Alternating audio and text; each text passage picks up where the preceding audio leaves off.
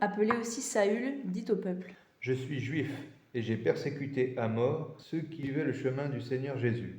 Comme j'étais en route et que j'approchais de Damas, soudain une grande lumière venant du ciel m'enveloppa de sa clarté.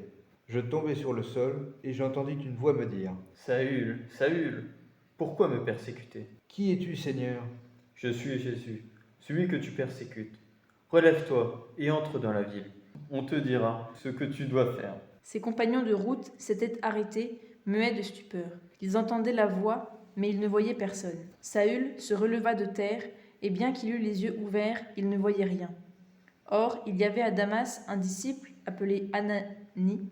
Dans une vision, le Seigneur lui dit: Ananie, Ananie répondit: Me voici, Seigneur. lève-toi. Tu demanderas à Saül. Il est en prière et il a eu cette vision. Un homme du nom d'Ananie entrait et lui imposait les mains pour lui rendre la vue. Seigneur, j'ai beaucoup entendu parler de cet homme et de tout le mal qu'il a fait subir à tes fidèles à Jérusalem. Va, car cet homme est l'instrument que j'ai choisi pour faire parvenir mon nom auprès des nations, des rois et des fils d'Israël.